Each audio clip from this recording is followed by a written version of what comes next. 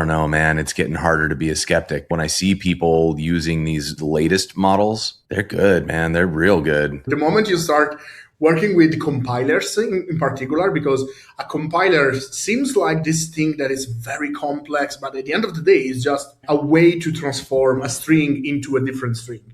Hello, everyone, and welcome to another episode of the Web Dev Podcast. Today on the show, we're going to dive into the idea of going multi-platform with a framework.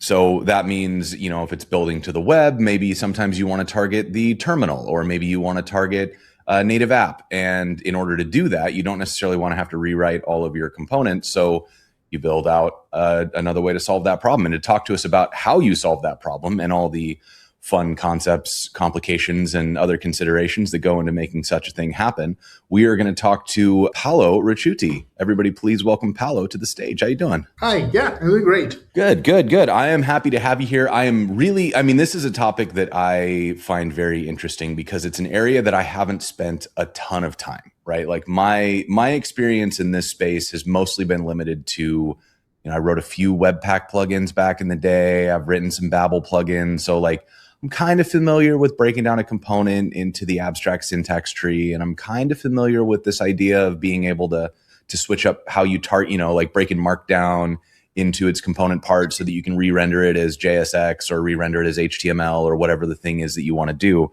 But I've never really learned anything about how you would take something and literally target a different platform, like a native app or a terminal versus the web. But before we dive into that, let's maybe talk a little bit about you. So for folks who haven't heard of you before, do you want to give us a background on who you are, what you do? Yes, absolutely. So I am Paolo Ricciuti, and I come from Campobasso, Italy, which is a very small city in Italy.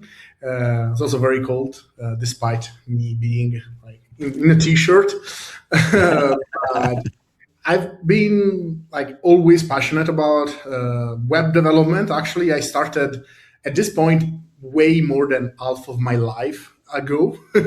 I started when I was 17. I'm now 37. And I started with PHP 4, so very old. I've always been passionate. I also got a degree in computer science. I parted ways for a bit because I started working with photography, but then I came back crawling because I like development too much. And nowadays I work at Main Matter, which is a consultancy.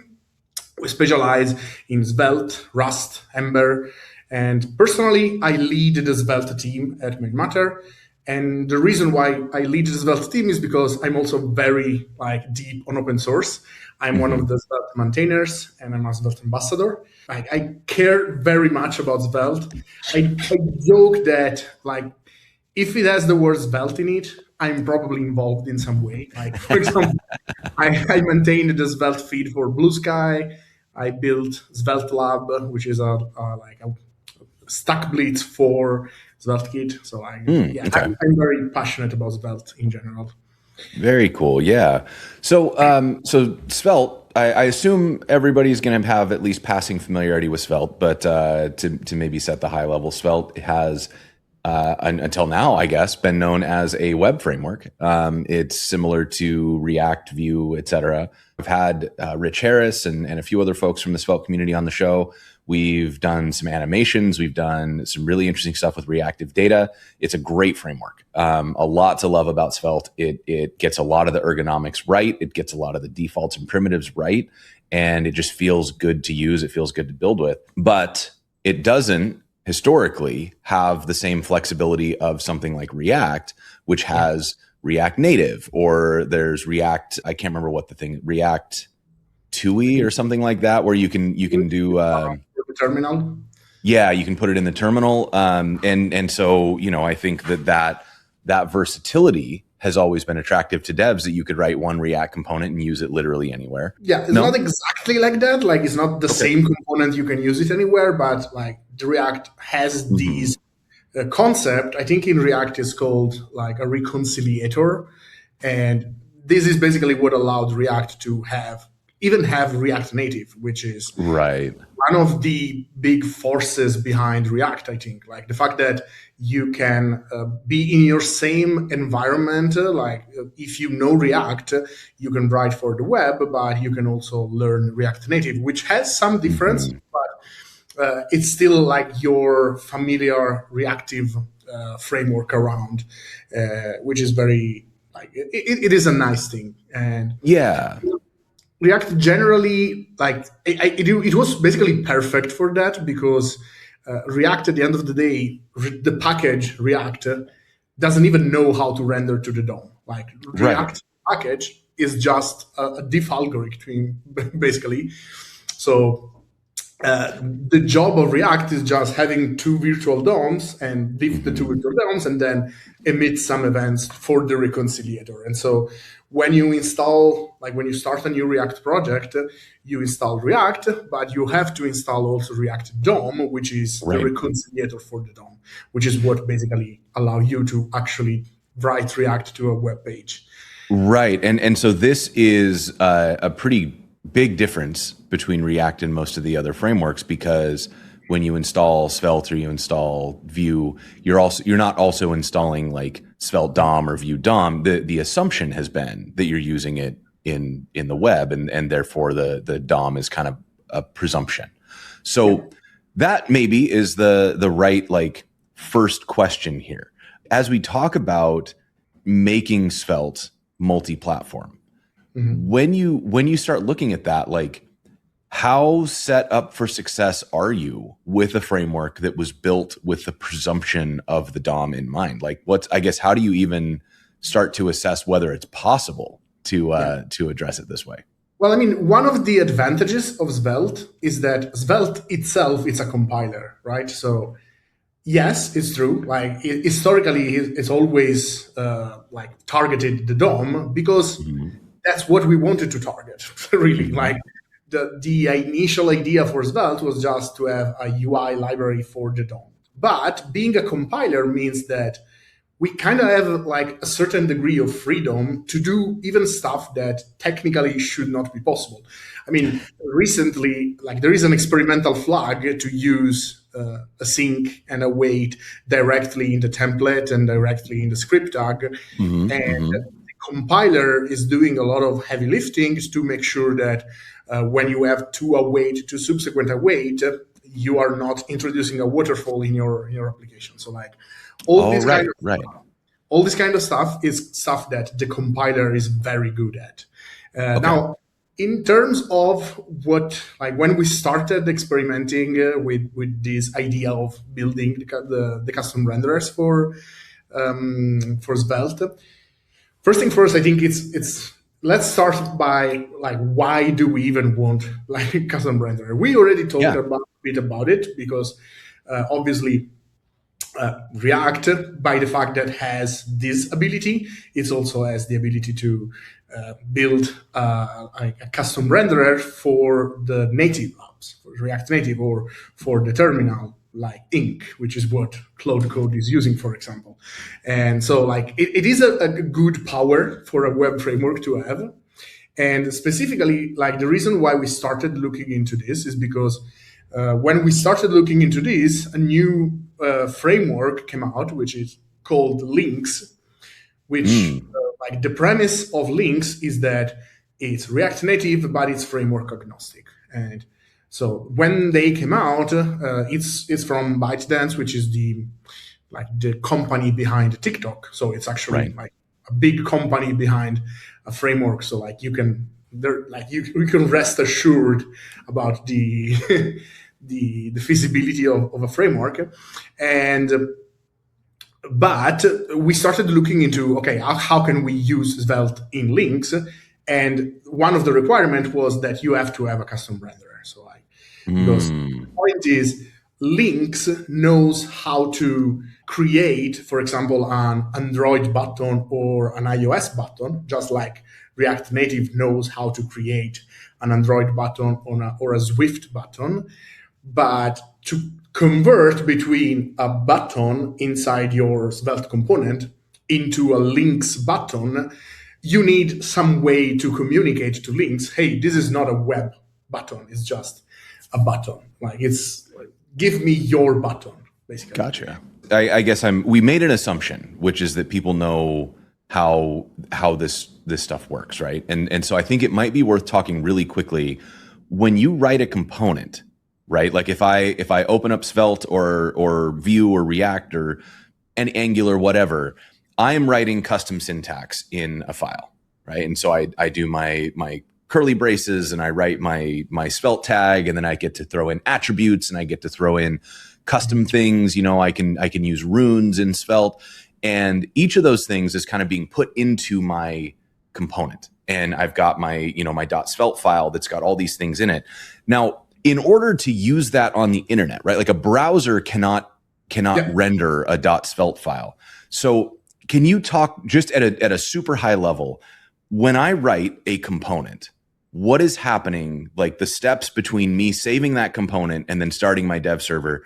How does it become something that the browser can read? And I think that'll give me good context for like, as we start talking about links or native or any of those others, making sure that we're being clear on what's happening. So it really depends on the framework that you're using, because in Svelte, it's a compiler. So what you are writing in your app.svelte file, it's actually just a string. So there are multiple steps that goes into converting your app.svelte into something that the browser can understand. And the first step is parsing. So like we just take the string and we go over character by character and we parse your component into an abstract syntax tree. So the abstract syntax tree is just a representation of your component as an object. It's a huge object that has nested property that just basically represent your component. So you have your script tag, and inside your script tag, there is, I don't know, some JavaScript, and the JavaScript has a variable declaration, and the variable declaration has an identifier, which is called the name, and the name has an init property, which is a function call and stuff like that. Then we take this abstract syntax tree, we walk over the abstract syntax tree, and pieces by pieces, we convert your syntax tree into JavaScript. And so at the end of the day, and you can actually check this out if you go into svelte.dev/playground, which is the playground to like run Svelte in the browser. You can write code, and then there is a tab on the right, which is the result. But there's also another tab, which is the JS output. And the JS output basically shows you how you can, like, how your string gets converted into a JavaScript component, a JavaScript function, basically. Right. Yeah. And the AST, I think, is one of those things that it starts to, I feel like there were a few moments as I was learning programming where the magic sort of dissipated and I started to see, like, it really started to make sense how this stuff works. And figuring out how an abstract syntax tree gets put together was one of those moments, because it started to make it feel approachable. This is, an AST is kind of dense. It's a big JavaScript object, but it's still JSON, right? You can still look at it and see, oh, okay, so this is, like, we're saying that this is a type of element and it's got attributes of XYZ and it's got, it's like, oh, okay, I get it. Text content is, and suddenly you're thinking, oh, all right, I can do this. Like I could design one of these. And then you think of it as, your framework, your Sveltes and Vues and Angulars and Reacts are giving you an abstraction that allows you to take whatever custom syntax you want, you break it into an AST, and then you use your compiler or other approach to turn that AST into valid HTML, so that you can then, and along the way, we get to do all sorts of things. We can call custom functions. We can look for specialized tokens that let us do, like runes, for example, in Svelte. It's like a specialized token. You see that and you go, that means that we do something special in our compiler that then results in some other outcome in the HTML. And it was really, really fun to start getting my head around how that worked. And where I did it was, I was at Gatsby. We were working on MDX. And so I got my hands dirty in a lot of AST work during the MDX days. And it was just fun. Suddenly I felt like a wizard. I could let somebody write nonsense in their markdown, and then I could detect that and turn it into something fun. And I was like, wow, this is so cool. Yeah, that's absolutely the same feeling. Like with the moment you start working with compilers in particular, because a compiler seems like this thing that is very complex, but at the end of the day, it's just like a way to transform a string into a different string. So like when you start working with an AST and you realize that at the end of the day, like it's even much easier to work this way than with regex, for example. So like Yes. it's a very simple way to convert a string into another string. And when you see that, like, oh, I can add this thing, and then a console log shows up here, like it's very nice. Yeah. So a question then is, like, there was a very, very clear separation of concerns in React and React DOM, where they said that, the React is the diffing engine, React DOM is the way that we compile React components to HTML for the browser. In Svelte, I know that you're a compiler. It's part of the same package, but so when you made the decision to start looking at a custom compilers or a custom renderers API, was that something that you had to sort of dig into the Svelte source code to pull those pieces apart, or was it always kind of built with that abstraction just in the same package? So I mean, like I didn't actually had to look into the Svelte compiler because Okay. I already worked like on the Svelte Fair. compiler. So Fair. I knew already how it worked. But like this, for example, is actually the first thing that I had to do. Like the moment we decided. So just as a small brief history, the point is at Main Matter, we love to give back to the ecosystem that we work on. So like we have one day to work on open source. We release libraries for the ecosystem that we are on. And at one moment we said, okay, what we can do for the Svelte ecosystem. And we decided to look into this Svelte custom renderer. And the moment I started to look into this, I knew that we had to change something because I knew that there was something that was particularly challenging already. And the thing that we had to change, and we actually merged this already into Svelte, is the fact that if you take a look at the same JS output tab into the playground, you can see that basically if you write a Svelte component, in the output, there is one line which is like var root is equal $dot from HTML. And then there is a string, which is basically all the static part of your component as a string into the final output, basically. And if you think about it, like to attach an element, to attach a listener to a button, for example, you have to have a reference to that button, right? So that strings need to somehow be converted into an actual JavaScript element.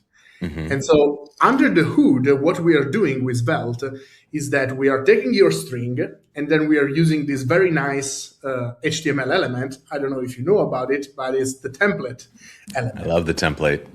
So the template element, if you write in your index.html file a template tag, technically is just there to be able to be referenced in JavaScript. So you can have this template element, you write whatever HTML you want inside the template element, and then in your JavaScript, you can do, okay, get element by ID, that template, and you can clone all the HTML that you wrote declaratively inside your HTML, and then you can fill in all the variables, basically. And we are basically doing the same thing on the fly in Svelte. So we have this string, we create a template element on the fly, we set the inner HTML of the template to the string, and then we get the first element, the first child of the template, and we get back all the attributes, all the HTML elements that we created for free, basically. Cool. That's a very nice optimization because like we basically, instead of calling document.createElement, document.setText, document.append and stuff like that, we delegate all that work to the browser. So like it's much faster and it's like also easier to do because if you have a huge tree of HTML, obviously like, you will have to do that loop over and over again. Right.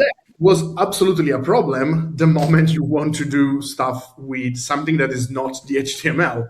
That was going to be my follow-up question. Basically, the problem was like either you ask whoever is creating the custom renderer to create something like this that can take a string and return all the elements, but that will be like incredible work for everybody. Like nobody will create a custom renderer if you have to do something like that.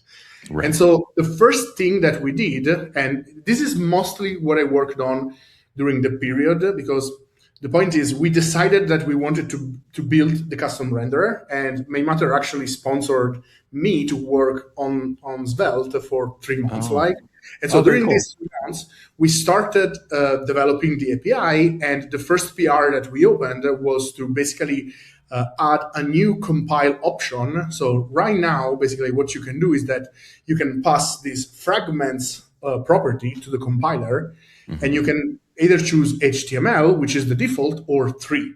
And so if you switch to 3, what we do is basically we switch from, okay, we create the template and then we pass the inner HTML, to, instead of creating a template as a string, we create the template as a series of arrays that contains the name of the tag, the attributes of the tag, and the children of the tags. And so with that array, then we can actually loop and do document.createElement, document.set text, and stuff like that. So we manually loop over the structure, and we create the elements one by one. Got it. And in that, because you're doing it that way, then you can choose, instead of document.createElement, you can use the native APIs or the terminal. Right now, technically, like you can't already, but the point is, the moment we add the custom renderers API, the plan is that if you specify a custom renderer, you don't get to choose fragments HTML. Like you need to use the second structure, because this way we can call your renderer, and your renderer is responsible to tell me how to create an element, how to set the text, how to append a child, and stuff like that. Once this goes into place, though, the work of building the custom renderer is on the person building and maintaining that renderer. For me as the dev, the intended outcome, I assume, is that I will just say, I want to build a Svelte app, and this target is native, its target is terminal, its target is web. And once I've installed the right custom renderer, I won't need to know the difference between like the default fragment HTML versus the array-based HTML. For you, the dev that is using Svelte, the only thing that you have to care about is that you need to specify your custom renderer. And so once you say, okay, I want these to render with links, for example, automatically you will write your code as a normal Svelte, and under the hood, Svelte will be invoking the custom renderer from links. And that's just a package that you install, and then you import the module and stuff like that. Nice. And so a very familiar, familiar process to like Astro is like that. When you install Astro, you have to choose what your deployment target is, and then you just install the package that is for Netlify or for very inspired by the adapter pattern, basically. Oh, nice. And, and at that point, we basically had to choose how to actually implement this kind of stuff. And the very first idea, which was kind of a wild idea, but I actually started implementing it a bit, is we said, like, given that Svelte actually knows how to interact with an HTML element, like a node in the DOM, what if when you create your custom renderer, you give us a series of functions, but then we wrap your functions in an interface that is DOM-like. So like you pass me the function to create an element, and what I do is that I create a document where I can call document.createElement, and document.createElement returns an element, a fake element, that then invokes your function to populate its attributes and stuff like that. So like the idea was, given that Svelte already interact with an HTML element like interface, we can prevent any change to Svelte, basically, and we just wrap your class with a class that looks like an HTML element, but it's not an HTML element. And I actually started implementing something like this because we wanted to explore that direction. But then we figure out that like the DOM is just too crazy because like there are so many quirks in the DOM which like you don't think about it when you start like, oh yeah, it's just an HTML element. But then you start to look at it and like, for example, if you set the class element, you need to sync that with the class list element. And so you have to do this. And then maybe if you set the text content is equal to an empty string, you will need to invoke the remove function on every element that is inside that element, like recursively. And so like you start to look at all these various behavior that we give kind of for granted because we are in the DOM environment. And in reality, we would have to basically rebuild all this quirk behavior of the DOM inside our interface like. And so we said, okay. It gives you a new appreciation for how hard it is to maintain a browser, right? Absolutely. And so like we said, okay, let's not do that. And so we started looking at something different. And the other idea that we had, and I actually implemented a POC for that, and also implemented a POC for a links renderer with this. The other idea was, so we want to reuse basically all the reactivity part, like the reactivity core of Svelte, is the part that it's not interacting with the DOM, basically. So like we want to leave that part basically by itself.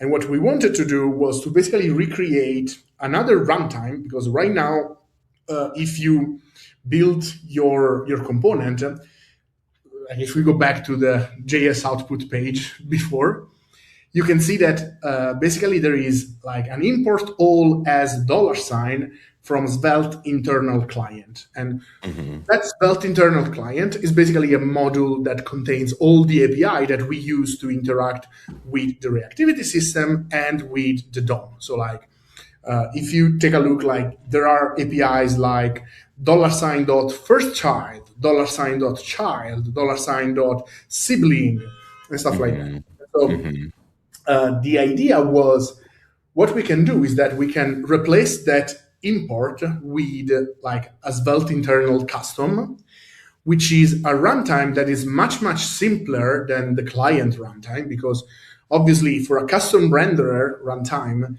you don't need to think about hydration, for example, because what even mean hydrate a custom renderer? Like hydration only makes sense if you are building HTML on the server and then attaching elements on the client. So like we could remove the big part of hydration and have a much simpler runtime, so that when you're using like a custom renderer, you import this much simpler runtime. And the other reason why we wanted to split initially was that from the maintainability perspective, you don't want to risk, because inside the Svelte runtime, we do use a lot of these quirks of the HTML. So for example, if you are building an each block, for example, and we need to get rid of all the elements, like the fastest way in terms of actual performance is to do text content is equal to empty string. Because if you do that, it's the browser that is removing all the elements. So we don't loop over all the elements and remove one by one. Right. And so our idea, our thing was, we don't want to, when we are developing Svelte, to keep in mind that, oh, I am inside this world where I don't know if like this will be run when in the DOM or in some other environment where like text content is not a thing. And so we decided to initially split the runtime. And I actually built a POC of this, which worked, and it was so cool. Like the fact that I could build a custom renderer for links and actually see an app on my phone that I was developing was so magic. Because by the way, like huge shout out to links, because it's so cool. Like the CSS support that they've built in links is amazing. And like you can literally use whatever CSS you want and it works magically. So like it's very cool. And so like we started doing this. Then unfortunately, like the 3 months were over, and so for a bit of a time, we actually had to stop development of this thing. So like that's why it passed a bit. We are looking for funding, by the way. So like if one of the like if you work for some company that like it's using Svelte and wants to build a native app with it, or even we are talking even with companies that maybe like they don't want to build a custom app with Svelte, but they literally have built like they have their own platform that they want to support and they want to use Svelte as a templating language. So we are talking with some of those. But if you are interested, by the way, like if you go to svelte-custom-renderers.com, you can support this initiative, and like we are looking for funding to finish up this work basically.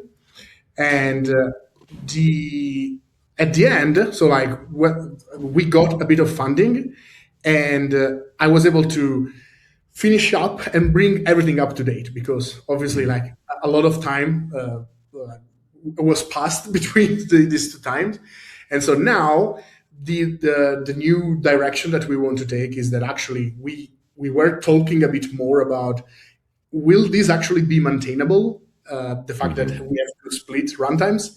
And like the answer is probably not at the end, because the problem is that when you have those two runtimes, the code is very similar one to the other. Like there is one runtime that has much less code, which is already guarded by an if hydratable and stuff like that.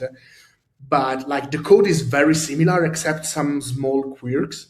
And so while we were working on this, like we realized maybe we should try to unify the runtime. So like the next steps basically will be, okay, I will try to actually build with a single runtime, which should be doable, because basically what we will do is that if we have a custom renderers, like we will have a bit more branching in the main client runtime, but this will allow to keep the performance when we are in the DOM world, when you are using Svelte normally.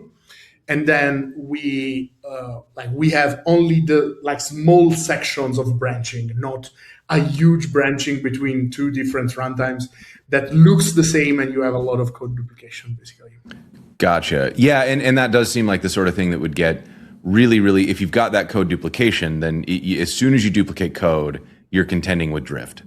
Because, like this was a problem that we ran into with like Gatsby, for example, when we were trying to implement themes, and we were trying to implement the ability to sort of extend themes. We were trying to figure out how to take that WordPress theme magic where you had your WordPress site, then you had your WordPress theme, but then you could override specific files in your WordPress theme.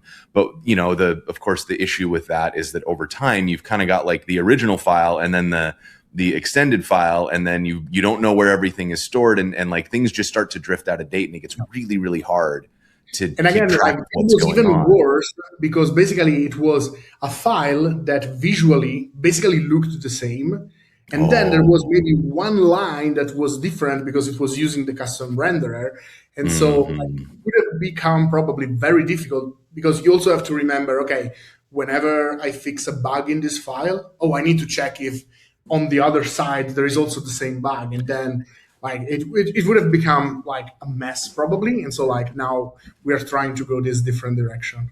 Yeah, and I think if anybody watching has been part of a large team, right, an enterprise scale team, like when I was at IBM, this was a pretty constant problem for us, where we had done things like we went from a giant monolithic code base that was really hard to ship to a microservices architecture in an attempt to give the teams more autonomy, but the scale wasn't there, the time wasn't there to correctly implement microservices, so we just duplicated the monolith 35 times. And everybody had their own copy of the monolith that just slowly drifted. And that meant every time we actually had a team whose full-time job was circulating between all of the different microservices teams and implementing the latest security fixes. And it was a never-ending circuit, because by the time they got around to their last teams, there was an all-new set of things that had to fix, and they just went and implemented those same fixes on all 35 monoliths. It was it reminds me, like, do you know that like on the biggest skyscraper in the world. It takes 3 months to clean every window, and then they clean them every 3 months. So like they're basically Just always cleaning some a window. perpetual window cleaning job. Yeah. I mean, it's a dream if you're into that sort of thing. Like if you're somebody who loves that type of maintenance, it'll keep you busy forever. But generally speaking, that means that the entire code base is always slightly drifted because you're waiting for it to get implemented everywhere, and it just never will be, because that's not how that's not how duplicate fixes work. Yeah, but there's also like another point, which is that right now the Svelte code base is moving like crazy because I bet we are implementing these like the new async features, which it's one of the in my opinion is one of the best features like period out there in the in the world of web framework. Like I mean, obviously, like Rich, Simon, and Elliot, that they are working full time on Svelte. They are the main actor implementing this thing, and they are doing a great job because like it really feels like it's just like okay, I will like that's how I would write code if I could write async everywhere and await everywhere. Yeah. It's very nice. And so, but this means that the code base is changing a lot, like because we are restructuring the code to make like it's a very hard problem. So like it requires a bit of abstraction around the code base to make it work without going insane. And so like the code base is changing a lot. And this means that if I like let's say that tomorrow I complete the custom renderer's work, it will take a bit before it's merged because obviously it's a huge work, and I would basically like go catch up with the rest of the bugs. Like even before merging, that will already be like a mess to maintain. So like I'm pretty confident about these new directions. Like we will probably able to complete this new direction, and I'm also a bit more confident because like when I started with this project. AI really wasn't there. Like you couldn't use AI for such things, like for something this complex. But I think nowadays we are slowly getting there. So like I think AI could help build something like this. Man, I have been trying my hardest to be an AI skeptic, and every time I watch somebody build with AI, I'm waiting for it to fall over, and then I take my smug satisfaction that I, the dev, am clearly superior to these AI tools. And I don't know, man. It's getting harder to be a skeptic because now when I see it work, when I see them, when I see people using these latest models, Yeah, they're good, man. They're real good. And I was an AI skeptic myself. I started I think like there was a moment where like AI models actually started to getting like you could get real usage out of models, and it was that's when I recent started too. to, I put a post on Blue Sky like because when I said like Claude, please do these, and then he does something, and I say, oh, you did this very silly things, please refactor it, and then he Right. refactors, and then I look at it and say, oh gosh, he was right. Like it was a silly thing, but it was the right thing to do because now it doesn't work, and like I feel a bit. Yeah. I mean, it's definitely strange, and it's been very recent. Like it's been within the last 2-3 months that these models turned a corner where the code they're writing is honestly, it's good now. And I still think I have a million questions about how these things are going to work. Like we haven't really figured out how long-term maintenance works. We haven't really figured out how security audits and things like that work.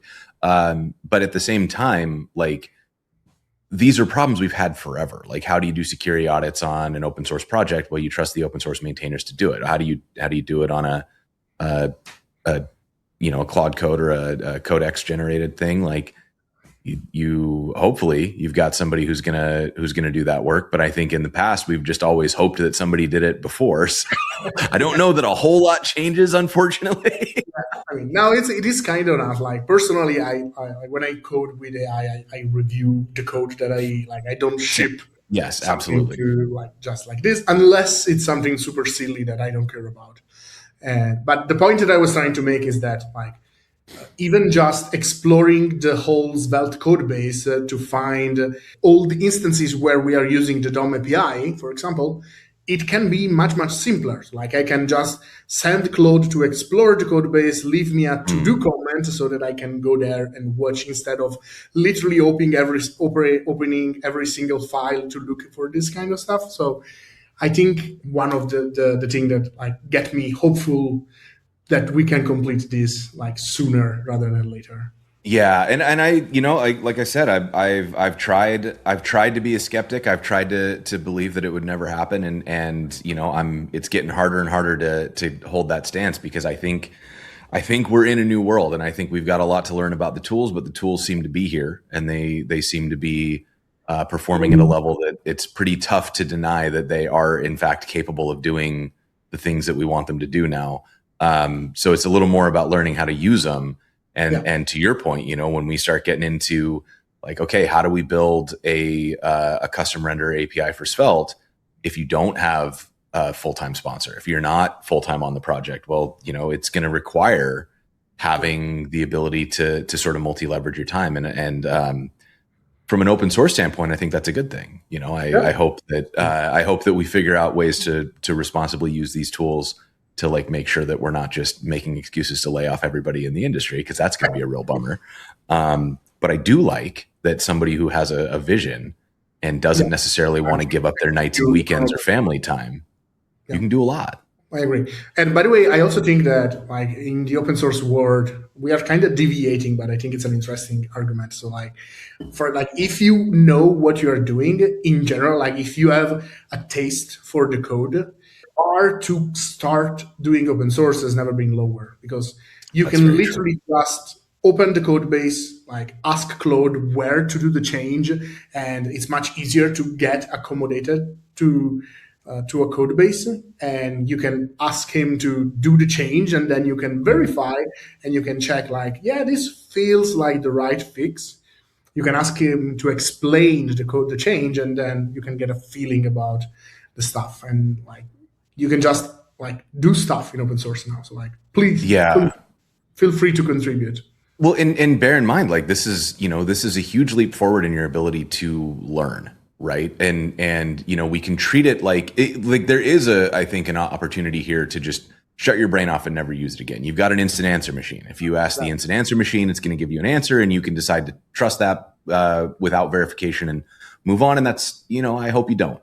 But the same thing is true of, for example, calculators, where, you could make the choice to never learn math and just punch everything into a calculator and hope for the best. But if you used it instead as like a way to think through how the math works and then verify your answers, or use it to get through a complicated part that you didn't quite understand so that you could move on and like continue building your understanding, I think that's a way forward with all of this stuff. If you've got access to all the world's information, if you've got access to something that can interpret your poorly worded questions because you lack the jargon, you lack the deep context that allows you to ask the really good questions, suddenly you've unlocked the ability to step into something that previously would have required someone else taking the time to like onboard you into it. And in a world where open source does not have enough time as is, and most of the maintainers are trying to fit in these fixes and PR reviews, and they're dealing with all the downsides of AI, like junk PR requests and a lot of mess that gets created that way. They don't have time to really like mentor everybody who wants to get into OSS. So it's kind of cool that you do have the ability now to use an AI that can quickly parse a code base and sort of give you some instructions on how to onboard yourself into it. That's cool. And it gives you a lot of leverage as a dev if you want to get involved in these things. Yeah, absolutely agree. So let me pull us back on the topic here, and let's talk about, you were talking about the next steps. You're looking for funding, so we've got the SvelteCustomRenderers.com. The link is up above. Let me put it on screen. So if somebody wants to get involved, is there like a work in progress branch that somebody can go pull and try this out? Is there a way for somebody to get in there and like, make their own version of a custom renderer to sort of get their hands dirty? Or like, I guess, what are the steps right now? Right now, as I've said, like we are basically like we did a bunch of like go forward and then go backward and then go forward Sure. and then go backward. So I am like slowly trying to put together a branch that I can actually put on the Svelte repo so that like people can actually start playing around with it. In the meantime, I did publish my POC, so that was using basically a packaged version of my branch locally. And you can find it on, let me find the link. It's on the main matter. Yeah, it's Svelte links integration. Links integration. Yeah, correct. Got it. So this exactly. So this is the repo with, like, you can see these Svelte 5.28.1.tgz, which is basically what you get when you download from npm. But in this version, there is also the custom renderers API built in, like part of the custom renderers API, and you can explore a bit the code. There is this renderer.js, which is the links renderer that I've built as a POC. And there is also this to-do.svelte and to-dos.svelte, which is the Svelte component that is rendering the links application. You want to know a little today I learned thing that I didn't realize was possible? You've included Svelte as a tarball in this repo. Yeah. And I just looked in the package JSON, and you can set a dependency with the file prefix. So you've got your Svelte dependency set as file : and then the name of this tarball file. That's really cool. I didn't know you could do that. That's a fun little upgrade. This is a maintainer trick. Like the moment you maintain a project, and if you want to try like a new version without having to publish on npm, without having to link it, and you maybe want to let someone actually install your repo, you can just you go into your project and you do pnpm POC or npm POC, and it will produce this .tgz, this is literally what you download from npm, and then you can move it in your project and you install by pnpm I, and you link to the file, and pnpm will do the rest. Actually, I think it works also with npm. So that's very cool. That's a super handy little trick for all you up and coming OSS maintainers out there. So I think that's about all the time we have today. So I want to just thank you first and foremost for coming on and talking about this. I love that people are exploring these areas. I love that we're going to see more capabilities come to more frameworks.